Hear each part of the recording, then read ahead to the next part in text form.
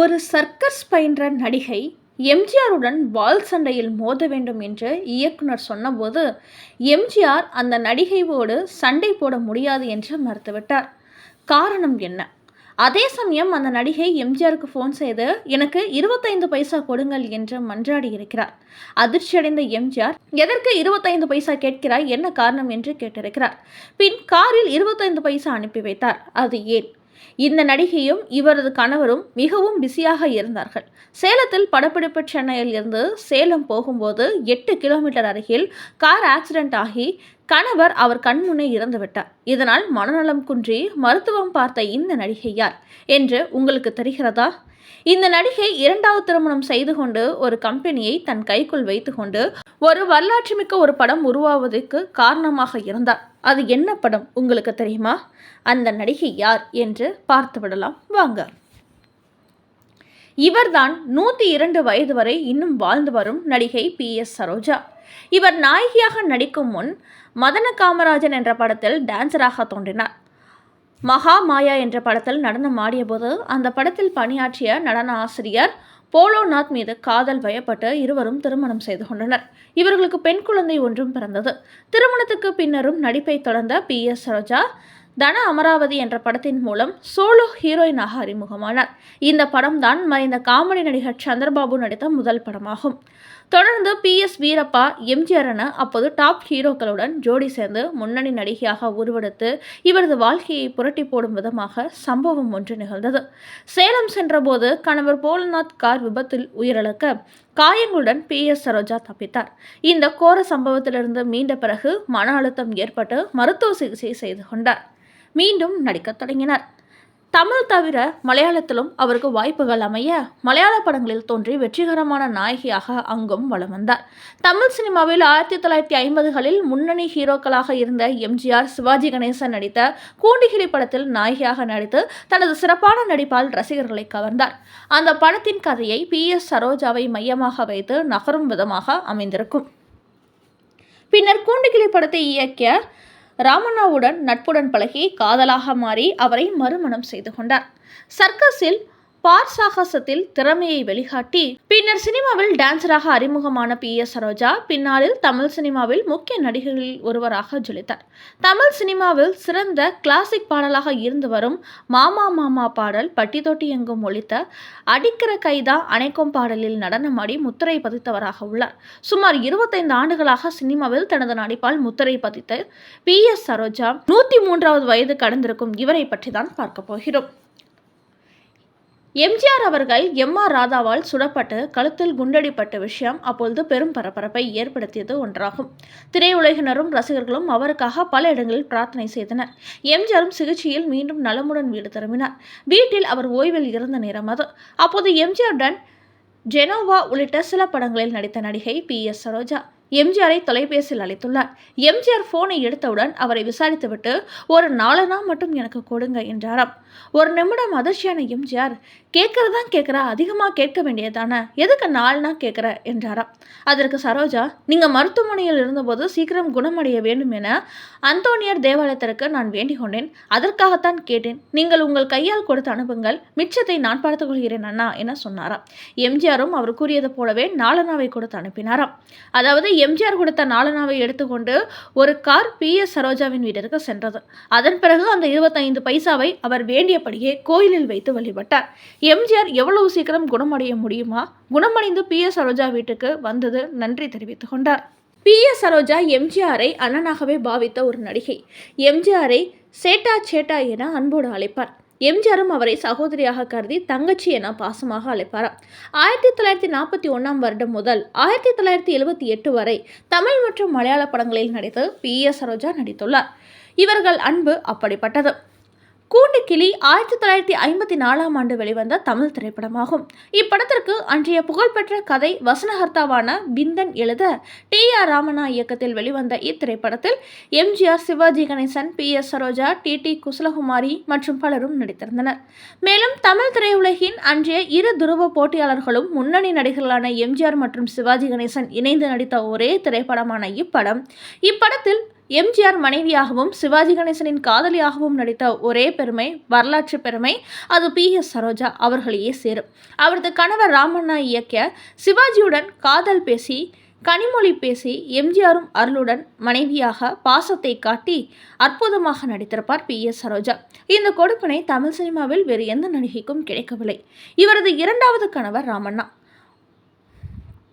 முதலில் சிட்டி ஸ்டுடியோவில் ஒளிப்பதிவாளராக தனது வாழ்க்கையை தொடங்கி படிப்படியாக திரைப்பட இயக்குநராக வளர்ந்தார். தனது மூத்த சகோதரியான TR ராஜகுமாரியுடன் இணைந்து RR பிக்சர்ஸ் என்ற தயாரிப்பு நிறுவனத்தை தொடங்கினார். வித்தியாசமான கதைகளை கொண்ட பல திரைப்படங்களில், அதிலும் வெற்றி படங்களை ராமன் இயக்கி முன்னணி இயக்குநர்களில் ஒருவராக தமிழ் சினிமாவில் இடம் பிடித்தார். சரித்திரத்தில் இடம் பிடித்த திரைப்படமான கூண்டிகிளி திரைப்படத்தில் தமிழ் சினிமாவின் ஜாம்பவங்களான சிவாஜி கணேசன், எம்ஜிஆரையும் சேர்த்து நடிக்க வைத்தார். இன்று வரை தமிழ் சினிமாவில் அழியாமல் இருக்கும் குலேபகாவலி, புதுமை பித்தன், காத்தவராயன், பெரிய இடத்து பெண், பணக்கார குடும்பம், குமரி பெண், என்னை போல் ஒருவன் என பல வெற்றி திரைப்படங்களை இவர் இயக்கியுள்ளார். அவருக்கு வாழ்க்கை துணையாக இருந்து அவர் ஆரம்பித்த RR பிக்சர்ஸ் கம்பெனியை திறம்பட நடத்தியவர் PS சரோஜா. PS சரோஜாவோடு சண்டை போட மறுத்த எம்ஜிஆர். அது என்ன, வாங்க பார்க்கலாம். TR ராமண்ணா இயக்கத்தில் எம்ஜிஆர் நடிப்பில் உருவான படம் தான் புதுமை பித்தன். இந்த படத்தில் எம்ஜிஆருக்கு ஜோடியாக PS Saroja நடித்திருப்பார். PS Saroja TR ராமண்ணாவின் மனைவியும் கூட. இந்த படத்தில் TR ராமண்ணாவின் சகோதரியும் நடிகையுமான TR ராஜகுமாரியும் மற்றும் TR ராமண்ணாவின் இன்னொரு மனைவியான நடிகை EV சரோஜாவும் முக்கியமான கதாபாத்திரத்தில் நடித்திருப்பார். புதுமை பித்தன் படத்தில் ஒரு காட்சியில் PS சரோஜாவும் எம்ஜிஆரும் மோதும் வாள் சண்டை காட்சிகள் இடம்பெற்றிருந்தன. ஆனால் எம்ஜிஆர் முடியாது என மறுத்திருக்கிறார். அதுவும் ஒரு பெண்ணோடு சண்டை போடுவதை என் ரசிகர்கள் விரும்ப மாட்டார்கள் என்ற காரணத்தையும் கூறியிருக்கிறார். இதை கேட்ட ராமண்ணா, வேண்டுமென்றால் இடது கையால் இந்த தடவை சண்டை போடுங்கள், அதை ரசிகர்கள் விரும்பி பார்க்கும்போது இதை மறந்து விடுவார்கள் என்ற ஐடியாவை சொல்லியிருக்கிறார். ஏனெனில் PS சரோஜாவுடன் சண்டை போடும் காட்சி படத்திற்கு தேவைப்படுவதால் அதை நிராகரிக்க முடியவில்லை ராமண்ணாவால். இந்த ஐடியாவை கேட்டு எம்ஜிஆரும் ஒப்புக்கொண்டு நடித்தார். அதிலும் குறிப்பாக PS சரோஜா இயல்பாகவே தைரியசாலி பெண், எதையும் துணிந்து ஏற்றி நடிக்கும் நடிகையும் கூட. இந்த காட்சிக்காக முறையாக வாள் சண்டை பயிற்சி எடுத்துக்கொண்டு நடித்தார். இந்த சண்டை காட்சிகளில் நன்றாக இருவரும் இணைந்து சண்டை போட்டனர். வரவேற்பு பெற்ற காட்சி அது. எம்ஜிஆர் 136 படம் நடித்திருக்கிறார். ஆனால் ஒரே ஒரு மலையாள படம் தான். அந்த மலையாள படத்தில் கதாநாயகியாக நடித்த நடிகை யார் தெரியுமா? வாங்க பார்க்கலாம். எம்ஜிஆர் நடித்த மலையாள படம் ஜெனோவா. ஜெனோவா படத்தின் கதையை சுவாமி பிரம்மவரதன் எழுத நாகூர் இயக்கியிருந்தார். எம்ஜிஆர் நடித்த 136 படங்களும் தமிழ் படங்கள் என சிலர் நினைத்து கொண்டிருக்கிறார்கள். அது தவறு. ஹிந்தி, தெலுங்கு, மலையாள படங்களும் அவர் நடித்துள்ளார். அவர் நடித்த முதல் மற்றும் ஒரே படமான ஜெனோவா 1953 ஜெனோவா திரைப்படத்தை மலையாளம், தமிழ் இரு மொழிகளிலும் ஒரே நேரத்தில் எடுத்தனர். நாயகன் எம்ஜிஆர், நாயகி PS சரோஜா. இருவரும் இரு மொழிகளிலும் நடித்தனர். வில்லனாக தமிழில் PS வீரப்பா நடிக்க, மலையாளத்தில் அந்த வேடத்தை ஆலப்பி வின்சென்ட் செய்தார். ஜெனோவா சஜாத்திர கதை. பொதுவாக இந்திய ராஜாராணி கதைகளில் வருகிறவர்கள் இந்து கடவுள்களை கும்பிடுவார்களாக இருப்பார்கள். ஜெனோவாவில் நாயகி ஜெனோவா கிறிஸ்தவர். மேரி மாதா முன்னின்று துணை நீயே தேவதாயே என பாடும் காட்சியும் படத்தில் உண்டு. இந்த படத்தின் இன்னொரு ஆச்சரியம் கதாபாத்திரத்தின் பெயர்கள். படத்தில் எம்ஜிஆரின் பெயர் சிப்ரெசோ, நாயகியின் பெயர் ஜெனோவா, வீரப்பாவின் பெயர் கோலோ, எம்ஜிஆரின் அண்ணன் சக்கரபாணியின் பெயர் அனாஸ். கதைப்படி எம்ஜிஆர் ஒரு நாட்டின் அரசர். பக்கத்து நாட்டு இளவரசி ஜெனோவாவின் அழகையும் குணத்தையும் கேள்விப்பட்டு தனது அமைச்சர் மற்றும் பரிவாரங்களுடன் அவளை மணக்க செல்வார். அந்த நேரம் இளவரசி தனது தோழிகளுடன் சாரட்டு வண்டியில் சென்று கொண்டிருப்பார். இதை அறிந்து அவரை பார்க்க தனியாக குதிரையில் துரத்தி செல்வார் எம்ஜிஆர். குதிரைக்கும் சாரட்டு வண்டிக்கும் யார் வேகமாக செல்வது என்ற போட்டியில் சாரட்டில் இருக்கும் பணிப்பெண் கீழே விழுந்து விடுவார். அவளையும் குதிரையில் ஏற்றிக்கொண்டு சாரட்டு வண்டியின் கடையாணி கலன்று விடுகிற நேரம் வண்டியை நிறுத்தி இளவரசியை காப்பாற்றுவார். இளவரசி ஜெனோவாவிடம்தான் அரசர் என்பதை மறைத்து சாதாரண வீரன் என அறிமுகப்படுத்திக் கொள்வார். அன்றிரவு அந்தப்புறத்துக்குள் திருட்டுத்தனமாக நுழைந்து ஜெனோவாவிடம் காதல் வசம் பேசுவார் எம்ஜிஆர். யார் இந்த புத்திகெட்ட வீரன் என குழம்புவார் ஜெனோவா. மறுநாள் அரசவையில் மன்னராக எம்ஜிஆரை பார்க்கும்போதுதான் அவர் தன்னிடம் நாடகமாடியது இளவரசிக்கு தெரிய வரும். இந்த சம்பவத்துக்கு ஒரு நாள் முன்பு எம்ஜிஆரின் அமைச்சரான வீரப்பா மறுநாள் மன்னர் வருவார் என தகவல் சொல்ல ஜெனோவாவின் அரண்மனைக்கு செல்வார். அந்த நேரம், நீங்களும் தான் வீரர், நீங்களும் உங்கள் மன்னரை போல் இந்த நாட்டு பெண் ஒருத்தியை மணந்து கொள்ளலாமே என எந்திரன் ஐஸ்வர்யா செட்டியிடம் சொல்வது போல் கூறுவார் ஜெனோவா. இந்த நாட்டு பெண் என்ன, உங்களையே மணக்கிறேன் என மனதுக்குள் சிட்டி ரோபோ போல் நினைத்துக் கொள்வார் வீரப்பா. இதுதான் கதையின் கான்செப்ட். பிறகென்ன, வீரப்பாவின் துரோகம், கணவன் மனைவி பிரிவு, சிறை, நாடோடி வாழ்க்கை என்று கதை காட்டாராக எங்கெங்கோ பாய்ந்து எம்ஜிஆர் தனது மனைவி ஜெனோவா மற்றும் மகனுடன் இணைவதுடன் முடியும். இளமை துள்ளலுடன் தொடங்கி காவிய சோகத்தில் இழைத்து ஒரு வழியாக படத்தை முடித்திருப்பார்கள். நீங்கள் எம்ஜிஆர் ரசிகர் என்றால் ஒரு முறை பார்த்து வைக்கலாம். PS சரோஜாவின் பூர்வீகம் சேலமாகும். இவர் பாலசுப்ரமணியம், ராஜலட்சுமி ஆகியோருக்கு திருவனந்தபுரத்தில் பிறந்தார். சரோஜா சிறுமியாக இருந்தபோதே அவரது குடும்பம் சென்னை ராயபுரத்தில் குடியேறியது. சரோஜாவின் 4ஆம் வகுப்பு வரை படித்தார். பின்னர் அவர் ஒரு சர்க்கஸ் நிறுவனத்தில் சேர்ந்தார். அதில் அவர் இந்தியா முழுவதும் பயணம் செய்தார். அதன் பிறகு ஒரு தமிழ் படத்தில் ஜூனியர் ஆர்டிஸ்டாக நடித்தார். ஜீவிதா நௌஹா அவரது முதல் மலையாள படம். சாலை விபத்தில் சரோஜாவின் கணவர் சம்பவ இடத்திலேயே மரணமடைந்தார். காயங்களுடன் உயிர் பிழைத்தார் சரோஜா. இந்த நேரத்தில் அவர் சிகிச்சை பெற்று வந்த மருத்துவமனைக்கு சென்று அவரை அடிக்கடி நலம் விசாரித்து வந்தார் TR ராஜகுமாரியும் அவரது சகோதரர் TR ராமண்ணாவும். ஆனால் கணவரை திடீரென்று இழந்து நின்றபோது இனி திரைப்படங்களில் நடிப்பதில்லை என்று முடிவெடுத்தார். சரோஜாவின் முடிவை அறிந்த ராமண்ணா, திரையுலகில் நட்சத்திரமாக புகழ் பெறும் பாக்கியத்தை கடவுள் எல்லோருக்கும் தருவதில்லை என்று எடுத்து கூறி சரோஜாவின் மனமாற்றத்துக்கு காரணமாக அமைந்தார். தமிழில் பிச்சைக்காரி என்ற பெயரில் வெளியானது. நிஜ வாழ்வில் ஏற்பட்ட இழப்பின் வலி நீங்காத காலகட்டத்தில் இந்த படத்தில் சிறப்பான சோக நடிப்பை தந்து தமிழ், மலையாள ரசிகர்களின் அபிமானத்தை பெற்றுக்கொண்டார். பிறகு தன் மீது பரிவு காட்டிய திரையுலக நண்பர் TR ராமண்ணாவை மறுமணம் செய்து கொண்டார் சரோஜா. பேரறிஞர் அண்ணாவின் கதை வசனத்தில் KR ராமசாமி உள்ளிட்ட பல பிரபல நட்சத்திரங்கள் நடிப்பில் AVM தயாரித்த ஓர் இரவு படத்தில் முக்கிய கதாபாத்திரம் ஏற்று நடித்தார் சரோஜா. இந்த நேரத்தில் லட்சுமிகாந்தன் கொலை வழக்கில் சிக்கி சிறையில் வாடிய ஏலிசை வேந்தர் MKD அந்த வழக்கிலிருந்து விடுதலையாகி வெளியே வந்ததும் படங்களை தயாரித்து நடித்து வந்தார். ஆனால் சிறை மீண்ட பிறகு அவர் நடித்த படங்கள் ரசிகர்களின் ஆதரவை பெறவில்லை. அது மட்டுமல்ல, பாகவதருடன் நடிக்க அந்நாளின் கதாநாயகிகள் பலரும் அஞ்சினர். ஆனால் PS சரோஜா அஞ்சவில்லை. MKD நடிப்பில் 1952 வெளியான அமரகவி என்ற படத்தில் அவருடன் துணிந்து நடித்தார் PS சரோஜா.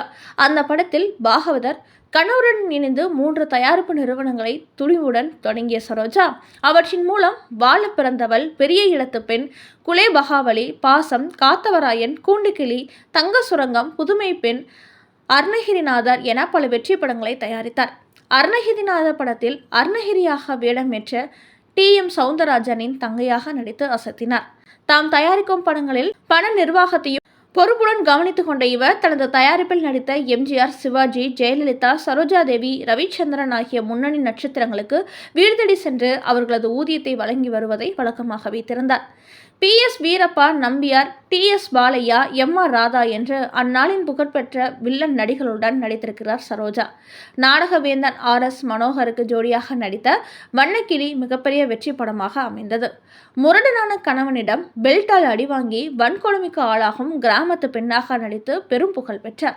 அந்த படத்தில் இடம்பெற்ற அடிக்கிற கைதான் அணைக்கும், சின்ன பாப்பா எங்கள் செல்ல பாப்பா ஆகிய 2 பாடல் காட்சிகளில் அவரது நடிப்பை அனைத்து பத்திரிகைகளும் பாராட்டி தள்ளின. TR ராமண்ணாவுடன் மனமொத்த வாழ்வை வாழ்ந்த PS சரோஜாவுக்கு கலாராணி, சாந்தி ஆகிய 2 மகள்களும் கணேஷ் என்ற மகனும் உள்ளனர். திரைநடிப்பு தவிர இவர் நேசித்து வந்த மற்றொன்று தோட்டக்கலை. தாம்பரம் அருகே 18 ஏக்கர் நிலத்தை வாங்கிய சரோஜா அதில் பழங்கள், காய்கறிகள், பூக்கள் ஆகியவற்றை பயிர் செய்வதில் அதிக ஆர்வம் செலுத்தினார். தோட்டக்கலைக்காக பல பரிசுகளையும் பெற்றார்.